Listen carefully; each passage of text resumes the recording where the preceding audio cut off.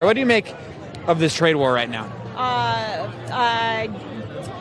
I'm fully behind what Carney's done. U.S. If you could talk directly to President Trump, what would you tell him? I'd tell him just stop already. Just stop. Let the adults do the work now. It's time to retire. He's recently threatened to rename Lake Ontario Lake America. What do you make of that threat? So I think there's also talk about renaming Lake Michigan Lake Epstein. We saw Vice President Vance call Canada a state recently. He said it was a Freudian slip, but this isn't the first time that an American leader has called Canada a 51st state. What do you make of that sort of rhetoric? I think they should shove it right where it belongs.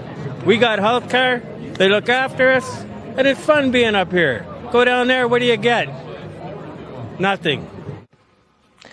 Canada is retaliating against Donald Trump's tariffs, and people are up for the retaliation in Canada. Tariffs are going to drive up costs for American consumers and businesses. $20 billion in tariffs that will ricochet in battleground states and maybe even tip the election in Democrats' favor. Maine and Michigan are going to feel it, as will farming states like Iowa and North Carolina.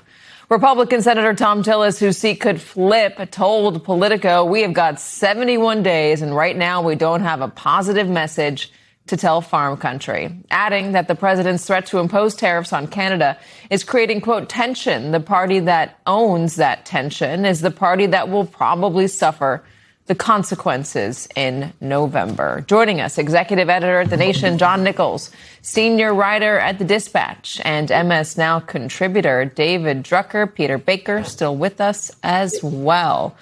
I think Alex Tabbitt was at the Blue Jays game getting sound because he secretly wanted to go to the Blue Jays game. I'm going to put that out there. I don't blame him for it.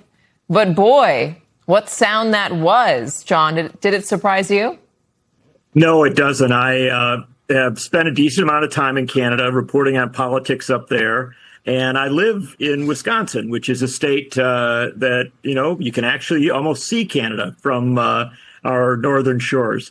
So can you see it from your front porch? I've been hearing an awful lot of this. And my sense is that there is a great discomfort on the part of the Canadians in this regard. But there's also one other thing I'd throw in the mix. Canadians follow U.S. affairs very, very closely. They're very aware of where our politics is at. They're very aware of the debates that are taking place here. And the fact of the matter is that for President Trump to be picking a fight with Canada at this point, with the midterms so nearby, I'm not sure that the Canadians are ready to play along. I think, in fact, they anticipate that that the president's assault on their country with the tariffs could well end up having a huge political impact in the U.S. He could be assaulting himself, Donald Trump, and his own party. Here's Susan Collins talking about the impact up in Maine. We produce a lot of Maine, our blueberries, our potatoes, our lobster, our lumber that is processed across the border. If it comes back with a huge tariff on it, perhaps as much as 50%, that increases the cost of eating, building homes, and merchandising our best-known product. Okay, so this is Susan Collins, who's fighting for her life up there in Maine, David. Why was anyone in the White House thinking about this before they launched these retaliatory tariffs? Anyone thinking that maybe this could affect a race in a key state? I would imagine a lot of White House officials were thinking that. Except Donald Trump, I don't think the president of the United States is one of those officials.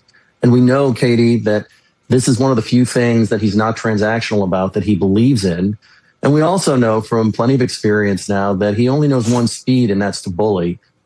And look, you could criticize that behavior, but if he had something to show for it from the perspective of reorienting international trade, particularly to the benefit of the United States, he could at least say, listen, you may not like my methods, but they work. But what we've seen over and over again is that his methods don't work. It's usually why he will make these threats, ratchet up tariffs, and then relax them in increments as special, I don't want to say special interests, but as Republican lawmakers and industries come to him, explain the detrimental effect it's having on their local economies, their businesses, and therefore the politics for him and his party. And he'll ratchet these things back down. And maybe we will see that again in the coming weeks, but I don't think any of us should be surprised. I mean, this is basically wash, rinse, repeat with this president. And you have folks going and trying to do cleanup for him. It's not just Scott Bessent. J.D. Vance was up in Maine, and he told Mainers that the White House is very mindful of the fact that Maine is a border state with Canada, engages in a lot of cross-border transactions. He says they're trying to make a fair deal. And he says, I think that we need to send a message loud and clear to Prime Minister Mark Carney. Stop taking advantage of the people of Maine. Stop taking advantage of America. Does J.D. Vance work as spin up there in Maine, John? I don't think so. Look, the vice president has not been a particularly authoritative figure on these issues. In fact, if you look back at the vice president's record, it's pretty complicated on a lot of this. And so I don't think people look to him as somebody that's going to convince them that the White House is headed the right direction here. The fact of the matter is that, and whether you like her or not, Susan Collins is somebody who does know how to talk to Mainers. And I would suggest that instead of sending J.D. Vance up to Maine to tell everybody to like what the White House is doing, the White House might be wise to listen a little more to Susan Collins. Yeah, but Susan Collins hasn't been completely loyal, so that might be a hard sell. Let me play Ontario Premier Doug Ford being defiant against Donald Trump. I have a lot of real estate on my ass, so he has a lot of room to kiss my ass. When Donald Trump wants to take the livelihood and try to hurt our country and hurt our province, I have a job for the people of Ontario. I will fight with every tool I have to protect them. It was a heated day for both him and I going back and forth, but it looks like he simmered down too. So let's get back to the table. Peter, your piece today in the Times, I think, is just so interesting because you're talking about not just what happened there with Doug Ford, but what is happening more broadly with foreign leaders and even some leaders here at home, business leaders and the like, university leaders. There's a new tone of defiance. No longer are people capitulating to Donald Trump to try to appease him. What's happening? Yeah, we all remember a year ago, right, when he came back to the White House and he exercised power so firmly and powerfully that universities, law firms, foreign leaders, media outlets were all rushing to sign settlements or make deals or, change their DEI policies, whatever it is he asked, they were doing. And I think here a year later, we're not seeing that quite as much. Now, that's not to overstate things. We shouldn't be, underestimating Trump's ability to control the debate, to influence and pressure institutions and foreign governments. But you are seeing, I think, more signs of defiance rather than deference these days. Mark Carney being the obvious lead example.